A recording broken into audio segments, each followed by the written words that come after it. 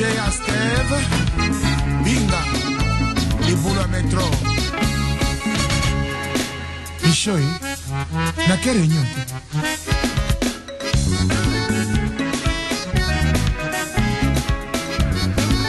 Et dit mon cher.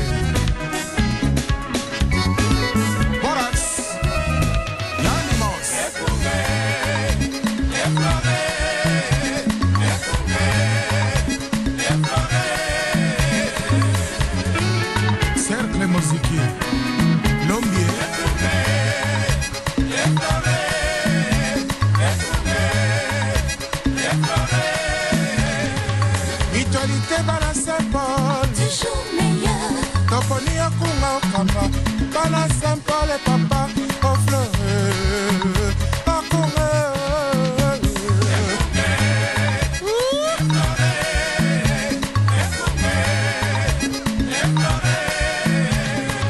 Biso Bala Saint-Paul, Toponi Papa, Tolingi Boboto, Tolingi Bondeko, Tolingi Esengo. Tosangili sanga Boboto Ondeko Esengo Mbote mingi balandia Radio Lisanga bozali kolanda oya bino radio ebengami Radio Lisanga pe e salami na fondation na bino oya bengami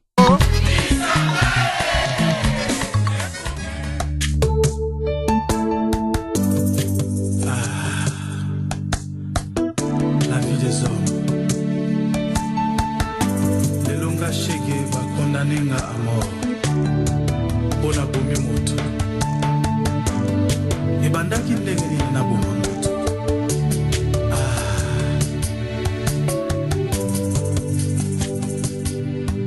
nazalaka pe na baboti na ngai papa na nga azalaka mosali monene na banke kasi mokolo moko bokono ezoki papa te papa ebaki bongo na kokufa. Kasi tango papa akufi bandeko ya papa bayaki babotoli biso biloko nyonso tozalaki na yango mpe babwaki biso libanda.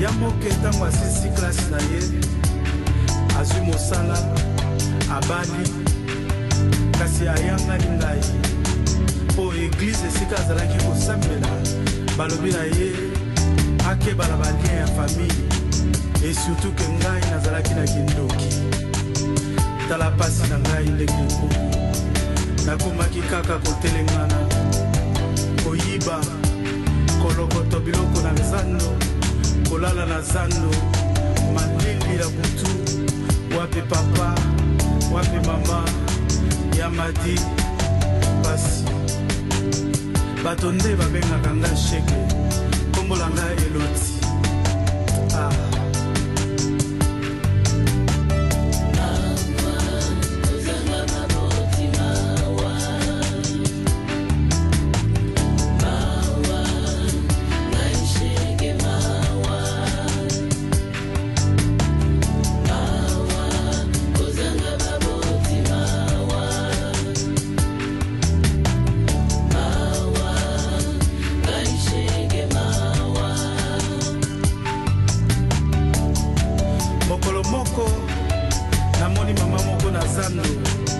azalaki na telefone portable na ye na maboko kasi nzala elekaki nalobi soki nayibi telefone oyo na maboko ya mama oyo nateki yango nakokoka kozwa biloko ya kolia na yango nalandaki mama oyo na mbango nabotoli ye telefone mpe na kimi kasi ntango mama oyo alingi alanda ngai mwa eteni ya etabe ezalaki na mabele mama oyo aniati eteni wana etabe mama oyo akwei abeti moto na nsima nayoki kaka makelele moko ya makasi ntango natali namoni makila ndenge ezali kosopana mama oyo akufi somo esali nga nabandi kolenga ntina ndenge basoda bayaki kokanga ngai bamemi ngai lelo liboso ya bazuzi bakati ete baboma ngai po nabomi mama ya bato kombola ngai sheke te kasi kombola ngai eloti nasengaki ya mingi te nalingaki nazala mwana lokola mwana nyonso nalingaki natanga kelasi lokola bana nyonso mokolo mosusu mpe nazwa mosala nasala oyo ya ngai vi kasi kozanga ya baboti kozanga ya libota nde yango nde ememi ngai na nzela oyo balandi ya radio lisanga nde ezali mpe likambo ya kokamwa mwa moke mpe likambo moko mpe lisusu soki nalobi na bino bato misusu bakoloba ete te ezali bongo te awa na kati ya Pays-Bas ekoki kosalama te me leloko na olinga naloba na bino ke ezalaki na mwa recherche mo esalamaki awa na kati ya mboka Pays-Bas mpona bakoka kotala ndenge nini bato oyo bazali kovivre na ba classe normale na ndenge ya société na biso soki bazali kovivre pe malamu mingi nde balobi ete ba mikolo oyo tozali na yango makambo echange makasi mingi pona kozangi komi lisusu munene mingi nde na exemple bapesaki balobi ete na bakelasi ya bana ekoki kozala na bana misato mobimba oyoyo bazali kobima ou bazali kouta na ba famille oyoyo bazali na situation ya économique makasi penza te nde situation wana ezali kosala mwa pasi mingi pona bana wana ba ndenge balobelaki selon ya bango recherche bana wana bazali kozala mingi na ba problème na ba école pe ba problème epai ya ba mbila pona lo ko la famille ezali kozanga mwa mozui pona ekoka kopesa bango oyo esengeli ba zua nde ezali kosalaka ete ke banango oyoyo ba se retrouver na banzela oyoyo normalement balingaki ba se retrouver na yango te soki ba boti na bango bazalaki na mwa makoki belé. À part likambo lisusu pe ya ndenge crise ezali kobeta makasi ezali kaka kobeta pete bato oyo bazangi misala mais ezali pe kobeta bato oyo bazana misala pe oyo bazali ko se retrouver pe na société na biso na niveau oyo tokikoloba na niveau ya katikati ezala bato yo yango wana pe bazali na misala oyo bakokaki kofuta ba oyo babandaki kokoka kofuta ba facture na bango avant crise na bango oyo bazali ko benga ngo crise économique batango bakomi pe na ba problème na mukolo ya lelo ke omoni mutu azali kokende musala bazali kofuta ye mbongo me mbongo oyo bazali kofuta ye ezali kokalisusu te na ba dépense oyo azali na yango ya mukolo nyoso tu balobi ezali mawa ezali kobeta makasi problème ya mbongo oyo ezweli bango ezali likambo moko trop sérieux soki otali yango na ndenge moko large nde tolobi ete biso place touta toyebi kombo oyo ebengami crise économique te bona biso tozali banakin nde banakin bayebi ezali na eloko moko tolobaka ezali yango wana nde ebengami kin cherche peut-être nde il faut ba sala introduction nango awa na kati ya mboka Pays-Bas pona ezala mwana na mwana amikipe mwana na mwana a bendana pona akoka koluka ko survivre nde yango wana ezalaki nde eloko na yelaki bino nde na studio na mokolo ya lelo oyo nalingaki na tuna bino bozali komoni na makambo yango sikoyo ndenge nini awa soki na kati ya mboka Pays-Bas place to zali kofanda makambo echange ekomi mwana na mwana a luka a koka kosekipe na ye moko pe oyo ya ye makambo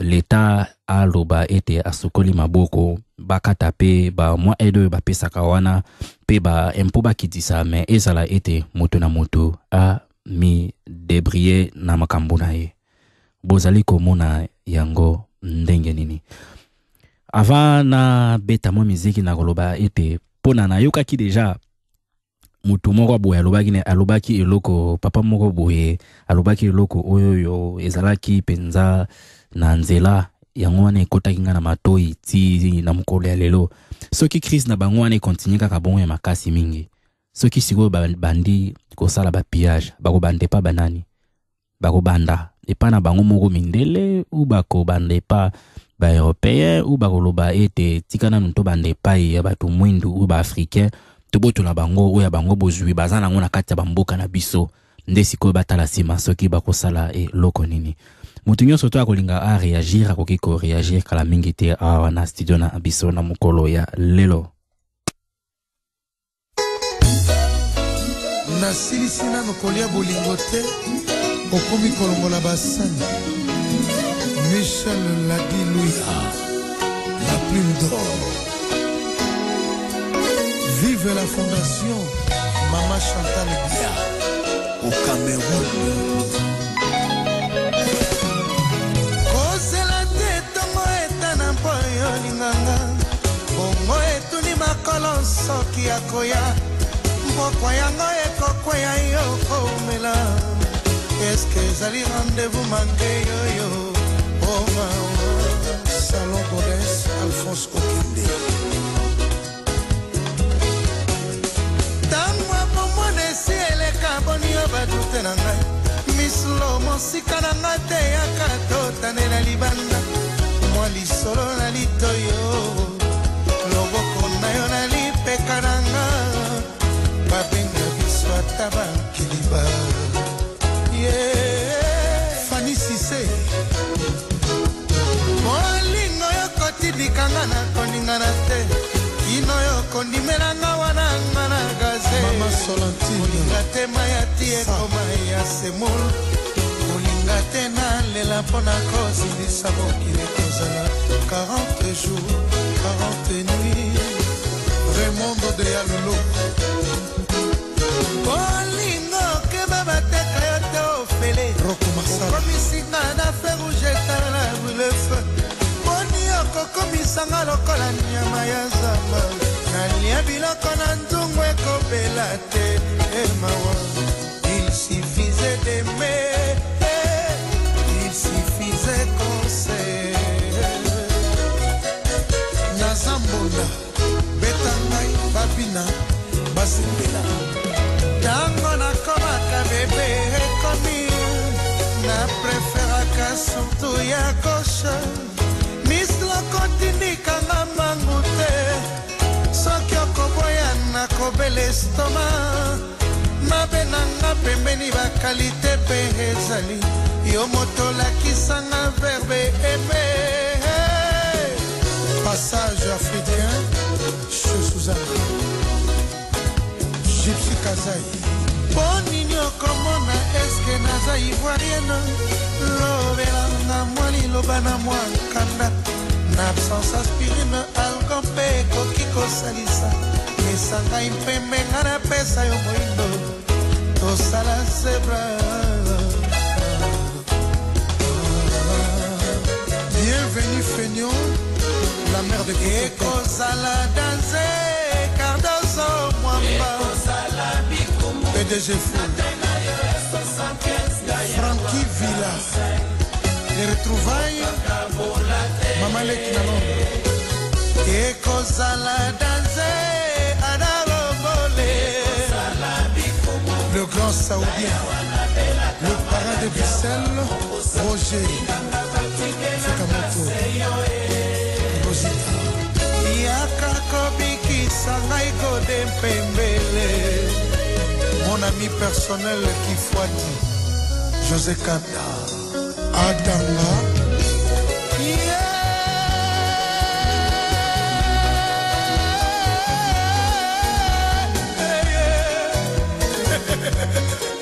Célestin Kifou ma générale bolingo leka wana mona nzela nazokoka te kolula basi basusu lolanga pembeni ya motema na yo Miss Love, juste un peu d'amour Osana Dodoli maya moto suka nango malili mayo boko sukola suko komela bimbo libaka na ndako suka bafungola juste un peu d'amour. Alain Kanou, Ellie Smith qui vient de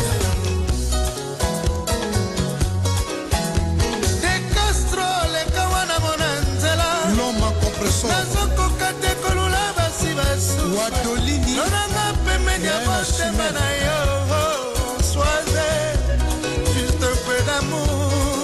Bobette Louvuma maya moto suka nango malili mabiju makaka mayo boko sukola suko komela bimbo libaka na ndako suka bafungola juste un peu d'amour. Oh Melambwaki il suffisait d'aimer Pigeon juste un peu d'amour. Pimboyo Véronique Omanga Basala Yves Junior Tobo PDG Verkis Kamwangana Fiera Rossignol Cantador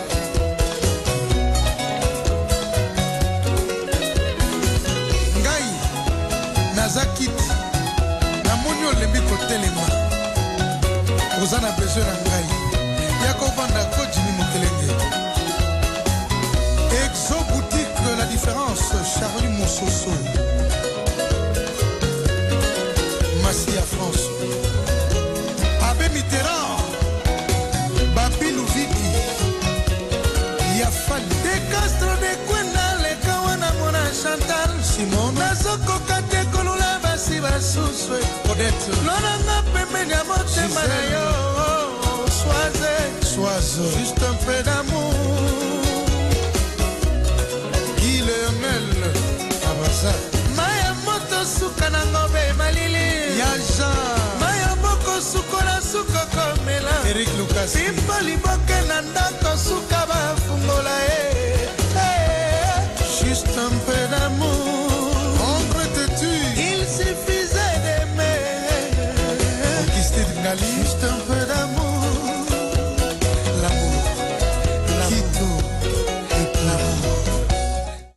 Bon balandi ya radio sanga afana fungula ligne pona ba réaction pona participation pena masolo ya mibale ona lobaki na bino ya liboso ezalaki mutuna ete bomoni ndenge nini awa na Hollande bakata kaka makambo nyonso to ya ba aide oyo bapesaka mwa moke wana pe bakitisa ba impôt ekoma mutu a se débrouiller nde ya mususu oyo nalobaki na bino ya mibale wana nde ezalaki likambo ete soki makambo ebebi penza makasi mingi crise yango wana continue kaka bakobanda kopiye nanu banani biso ba africain ou ba européen nanu bafandi na kati ya mboka na bango ou bakoluka solution mosusu nde nazali kobetela bino liboso nanu information epesamaki epai ya Radio Okapi après nde sikoyo na kofungola ligne mpona ba réaction na bino pe ba participation oyoyo eko koka kosalama a partir ya ligne nde nalobi na bino ete balandi ya raduli sanga tokoba sekokoba na mokolo oyo ya lelo ya kitoko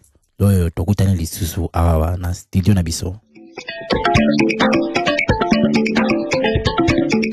Bonjour, commémoration aujourd'hui des 15 ans de l'arrivée de la FDL au pouvoir. Plusieurs manifestations ont lieu à travers le pays. Nous serons à la cathédrale Notre-Dame du Congo à Kinshasa. Une messe est en train d'être dite à cette occasion.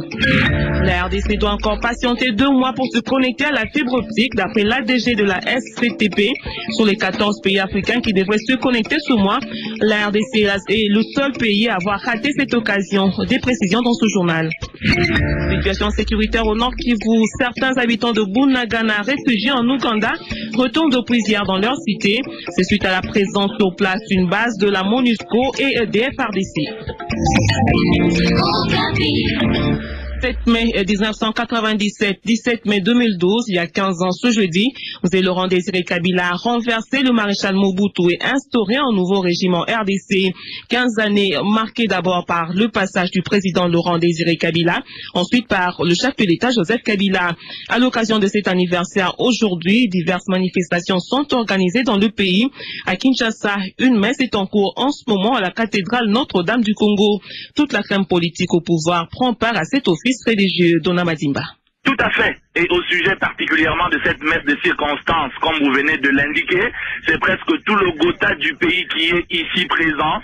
Il y a notamment le Premier ministre Matata Pogno, le président de l'Assemblée nationale, quelques membres du gouvernement, dont la ministre Geneviève Inagossi, sont également présents en ce moment à la cathédrale catholique Notre-Dame du Congo. Les personnalités de l'ancien gouvernement, dont l'ancien Premier ministre Mozito, l'ancien président de l'Assemblée Bochab et surtout Abdoulaye Hirodia, l'un des grands amis du président Laurent Désiré Kabila décédé il y a 11 ans. À tout ce beau monde, le prédicateur du jour a recommandé l'unité et l'amour dans la gestion du pays. Pour le moment, je me trouve déjà au mausolée Laurent Désiré Kabila où sont prévues arriver les autorités du pays pour s'incliner en hommage aux disparus. Depuis le mausolée Laurent Désiré Kabila, Dona Madimba, Radio Okapi. La RDC vient encore de rater une occasion de se connecter à la fibre optique. C'était mardi en Afrique du Sud où a eu lieu le lancement officiel du grand projet WAX la fibre. Sur les 14 pays africains à connecter, seule la RDC qui devrait prendre sa connexion pour la première fois, à l'instar de la République du Congo et du Togo, ne s'était pas rangé dans l'ordre utile.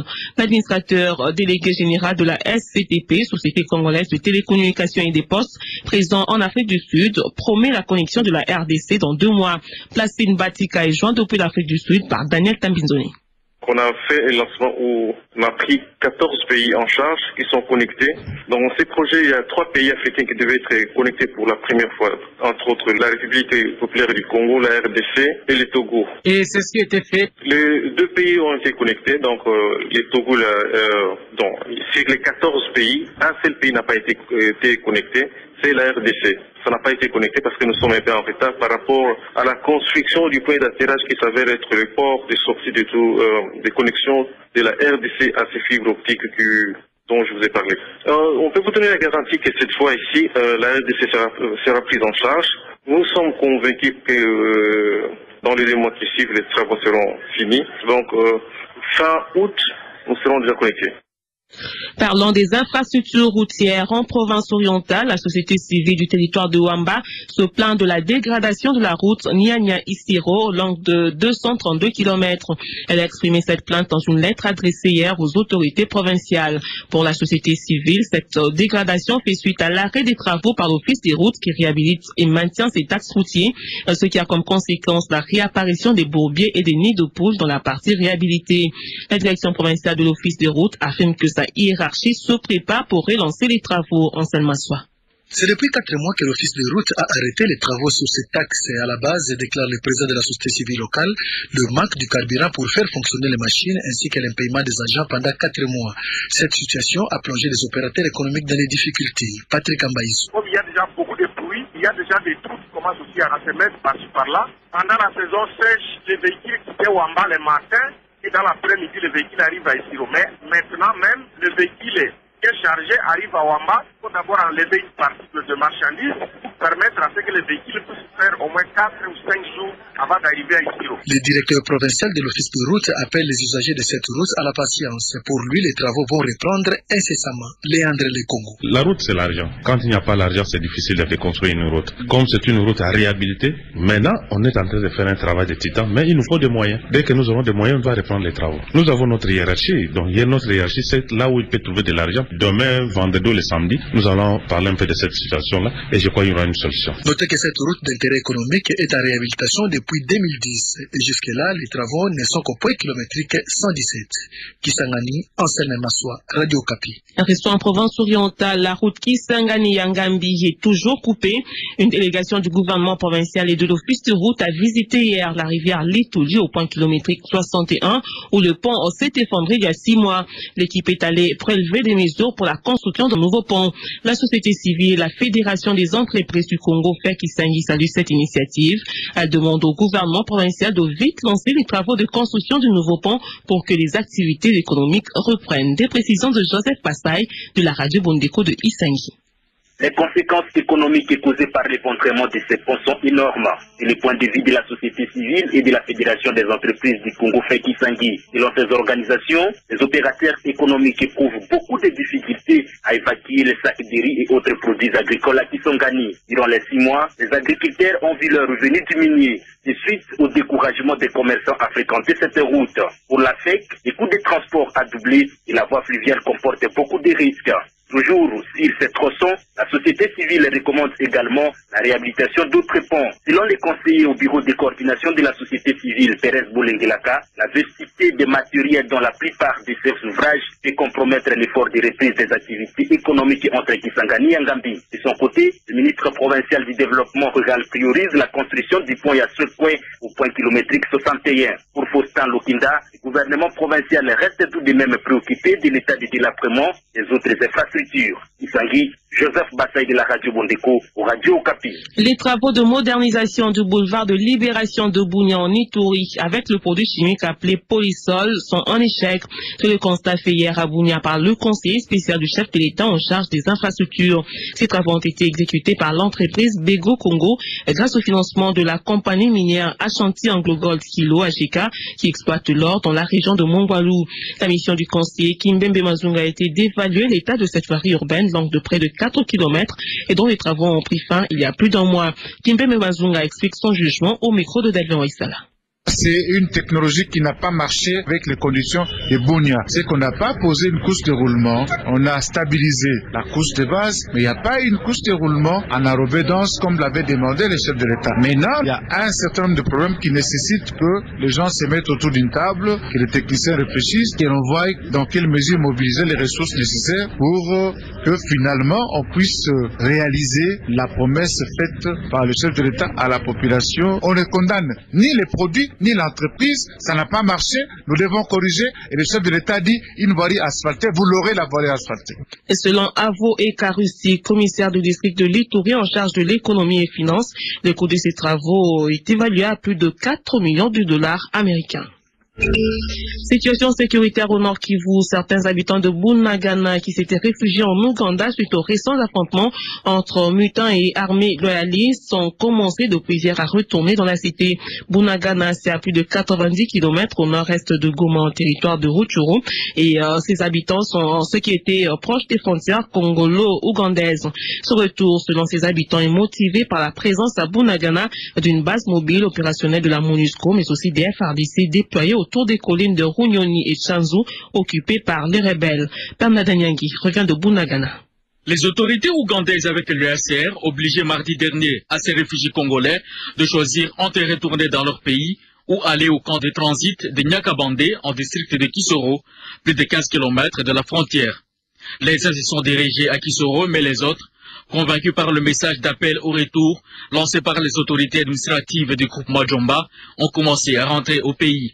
Témoignage d'un retourné rencontré à la frontière de Bunagana. On nous a rassuré que les casques bleus vont protéger la population ici à Bunagana et que les FARDC sont déployés autour de Runyoni, empêchant que les rebelles attaquent à nouveau Bunagana. Les retournés préfèrent rester autour de la base de la MONUSCO. Cependant, la situation économique dans le milieu restait encore préoccupante. Léon Betegeka, chef de poste administratif de Bunagana. S'il pouvait peut-être avoir une assistance parce que les gens ne vont plus au champ. Les boutiques sont fermées, la vie n'est pas facile à mener. Plus de 15 jours viennent de passer sans qu'il n'y ait d'affrontement dans la région de Bunagana. Les mutins occupent la partie sud des groupements Jomba et Bweza, pendant que les FARDC sont déployés sur toutes les parties nord et est de ces groupements où ils sont en alerte, indiquent les autorités administratives sur place. Goma, Bernardin Nyangi, Radio Okapi. Merci Bernardin, c'est la fin de ce journal. Merci de l'avoir suivi. L'information continue www.radiookapi.net. Nous allons vous proposer une ndeba landia radio lisanga lin na biso ezali ya kofungwa ma mutu nyonso to wa kolinga abenga pona a participer akoki kobenga biso na numéro ya 027 88 43 46 nde na bandeli susu 027 88 43 46 bozali kolanda oya bino radio bengami radio lisanga pe et Salami na Fondation Lisanga.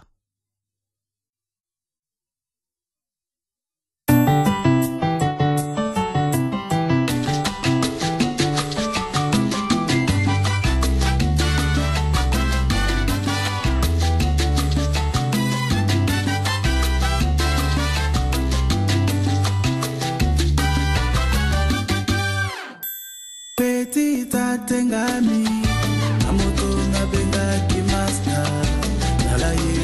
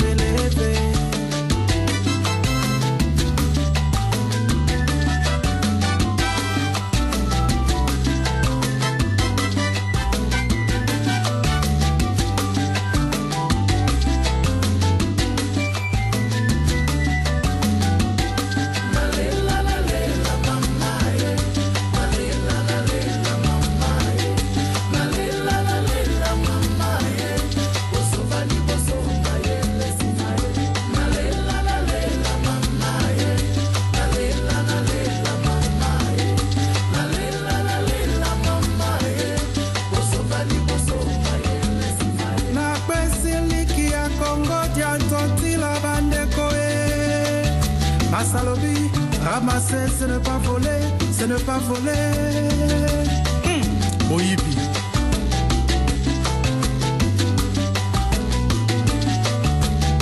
Na meki mosindo na mosapie.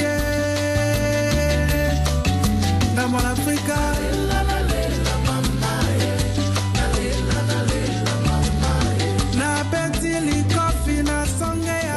L'injustice en République démocratique du Congo, la fin des viols, la fin des massacres et des pillages de masse dans notre pays, la fin d'un système qui a trop longtemps perduré. Les filles et fils du Congo se sont éveillées, alors suivez le guide de la révolution congolaise qui a un nom, Étienne Tshisekedi Wamulumba, le numéro 11, Ngeta, Ngeta, Ngeta.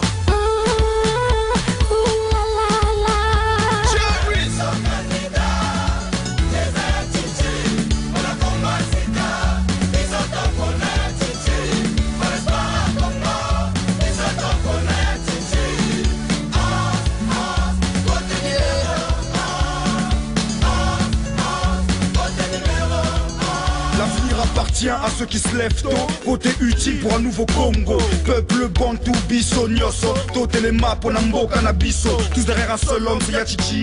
Candidat numéro 11, c'est Yachichi. On entend jusqu'à la mort, tous le poing levé. Qui même me suivent et le reste n'ont qu'à crever. La provoté numéro 11, point bien à Congo. Pour tous ces systèmes sanguinaires, pour tous ces massacres et des viols. Pour tous ces arrestations arbitraires, pour tous ces viols des matières premières.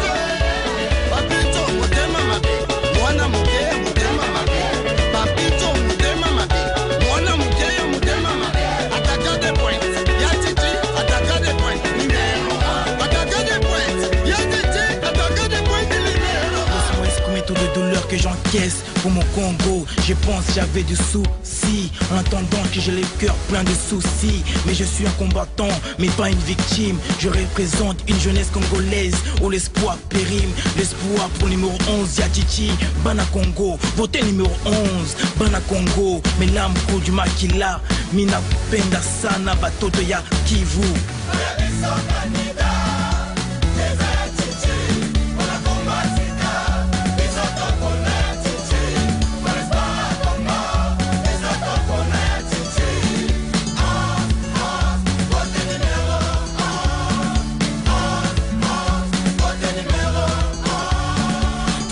Trop vrai, justice et progrès. Faisons avancer les choses pour que le pays prospère. Changer les mentalités. Voter numéro 11 pour amener la stabilité. Ni nos plaques, je parle au nom de mes frères. Voter numéro 11 pour Congo est à la fière.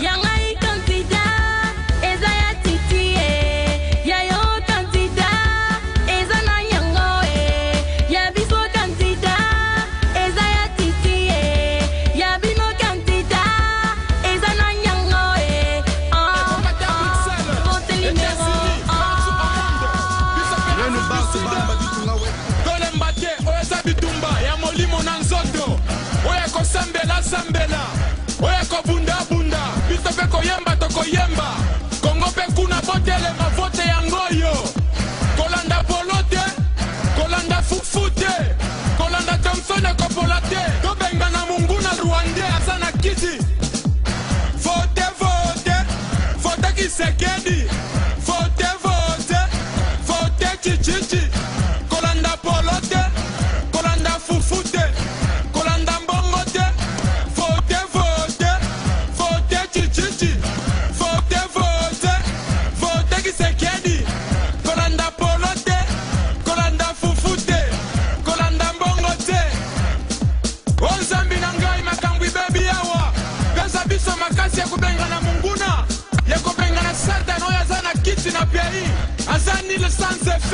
na kombo na Yesu Christ. Congolais, prenons les armes, prenons les flèches, combattons notre pays, laissez le tribalisme. RDC! Coup de chapeau au tombeau, colonel Tombo Eten, Pharaon, Yasolo, combattant Yasolo, Maman Louise, Youyou, Moutomo, Ope, Rex, Kazan.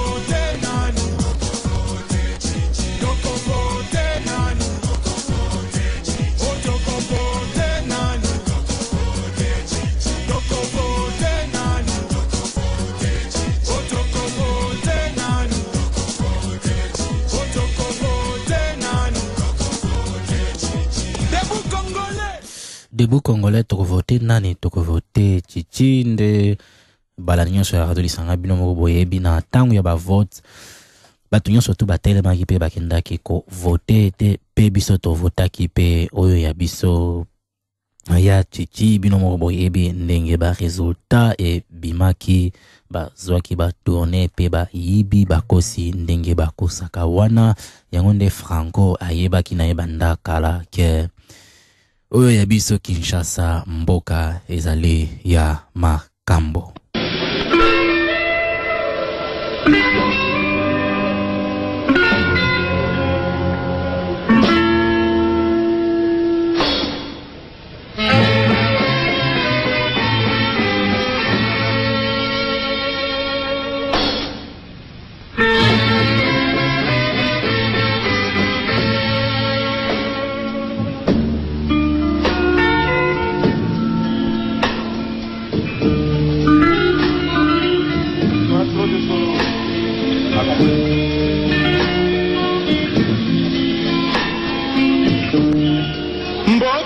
Mbokoyo makambo mama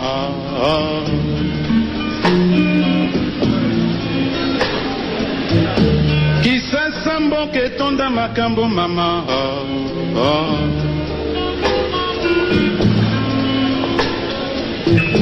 Moto nyonso alingi bakanga ngai bandeko mama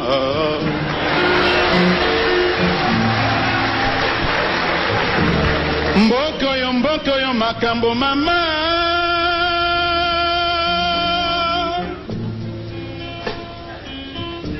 Kisasa mboke tonda lokuta mama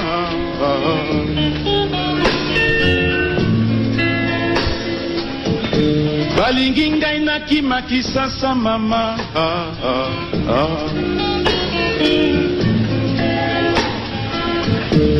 soki nakimi bazwi raison mama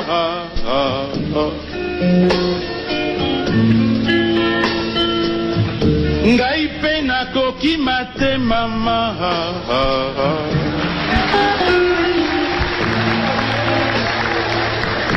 biso na bango obele etumba mama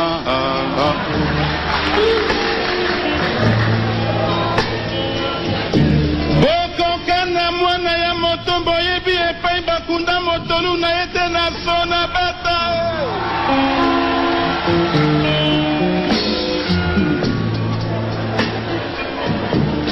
mbokoyo makambo mama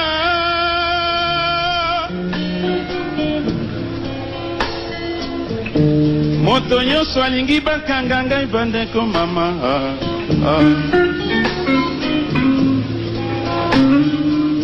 boloko nakotaka batondaka te mama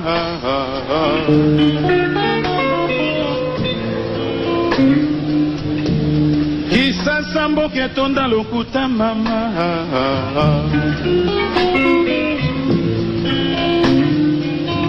balobi ngai nabomi bato na poto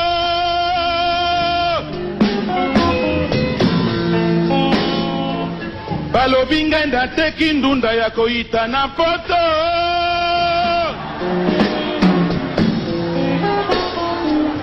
Kisasa mboke tonda lokuta mama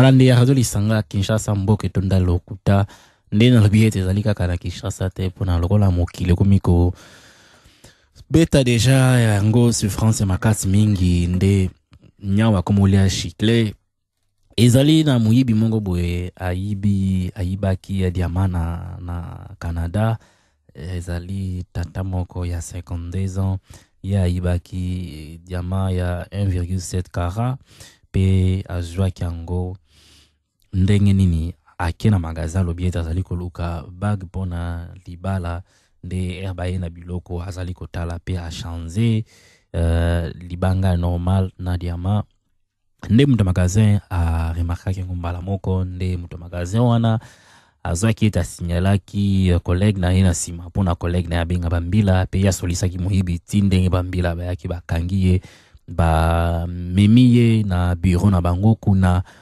pe ba komi ko sambisa ye mesikoyo mutango wana ba zwi ba pesie biloko oyo esalaka ete pona akoka ko bimisa yango mais ye tata oyo ya 52 ans azali ko bimisa kaka diamant oyo ekoti na libumu na ete oyo amelaki yango na mai eri ahibaki yango na magasin pe ba mbila ba décider basala ye photo pona batala pe basali photo ba trouver kaka diamant oyo ya faux wana oyo eza na kati ya nzoto na ye mais vrai diamant bakoki ko trouver yango te nde ba expert ba lobby ete vrai diamant penza moyen basala yango photo ezali te pona yango ezala kola litala kitala bazali ko kanga réflexe wana ezali ko zongisa de boko mone lokote de seloko oyo il faut esala makaka ndenge bambila ba lobby il faut mutu oyo abimisa yango na ndenge nature sala soki mutu ali eloko suka ebima na bo soto ndenge bimelaka pe mutu azali gate mingi na boloko oyo afande kuna pona bambila bazana shwate bazali kopesa e biloko nyonso to alingi kolia biloko nyonso tu oyo azali ko commander sur commande ezali kokota na kati ya ndako na ye ya boloko pe espoir bambila ezali ete pona mokolo mususu ya ye diamant oyo ayibaki wana ekoka ko bima na kati ya libumu na ye. Takate mama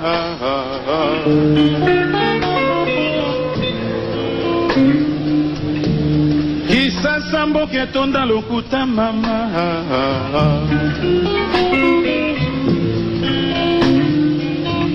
balobi ngai na bomi bato na poto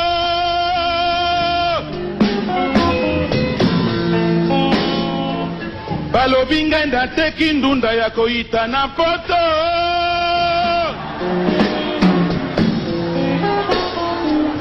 Kisasa mboke tonda lokuta mama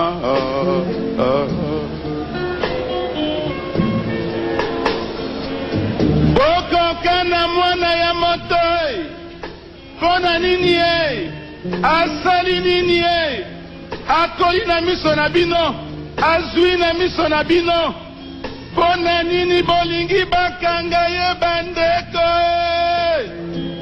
ngai moto na kotondisa ndolo te bandeko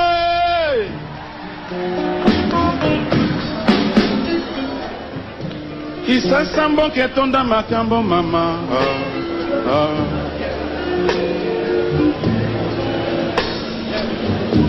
mboke oyo makambo mama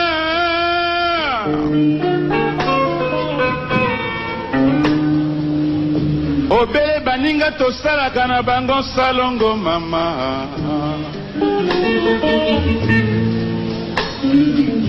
bakoboma ngai mpo bazongisi medaye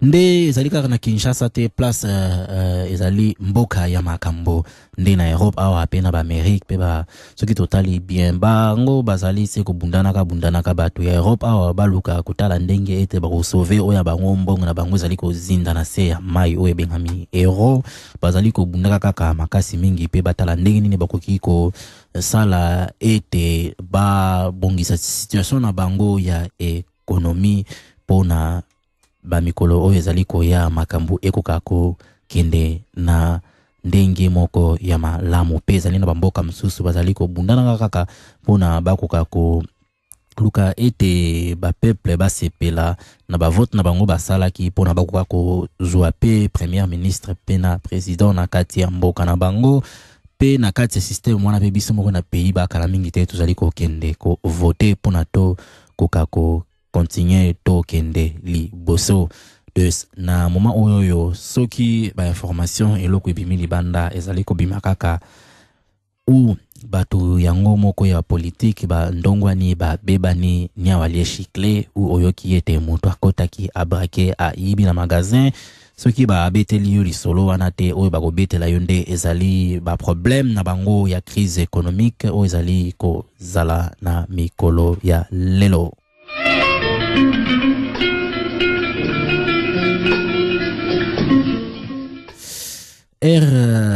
Franco azali ko beta oyo ya ye guitare ya kitoko mingi to globa bino ete pona ba étudiant bana ba oyo bakendaka kelase ya bango ba examen uti ko banda kala mingi te bango bazali ko toka makasi mingi bazali ko chauffer na ba ban ya kelase na ba examen na bango oyo bazali na yango nde tolobi na bango nyonso tu ba sala ba examen na bango malamu mingi bazala na ba chance ebele oyo yo Radio Lisanga pe na balandi ya ba Radio Lisanga ba pesi bango soki ozali na période ba examen ba tipo to kolinga to pesa ete banda kotanga na ngonga ya malamu pe koluka ete olia malamu okende na mbeto na tangwa malamu pe kozwa livre te uta na se ya coussin pona ezalote livre na se ya coussin eloko yokota na mutu te ekobakisa yo nde ba stress e belé luka ozala bien reposé pona okoka kosala examen no malamu pe soki okoti examen ozali kosala examen o comprendre lo côté telema kobebisa 20 minutes ou 5 minutes na yango te tika ngona no continue na question mususu okosilisa ozongeli yango okomona ete okoyeba ndenge nini okokiko eko eyanola oyoyo mutuna o yeba kite pe basalaki on the jour ke yebani ete ke batebele basalaka na bango na ba stress ya ba examen ezali ba stress naturel o yebani ezali nango ya ba problème makasi te ba misusu ezalaka ete bazali kolala malamu te bazali kosutu kaka pe bazali ko banga pe mingi ezalaka bat misusu stress na bango ezali ete bazali ko banga pona baya na retard na mokolo ya examen.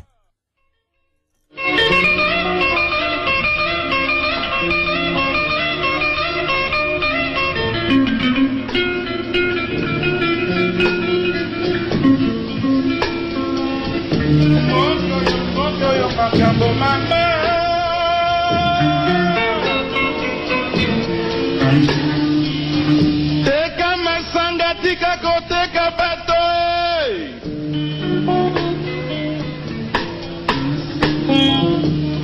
balobinga nateki ndunda ya kokauka na poto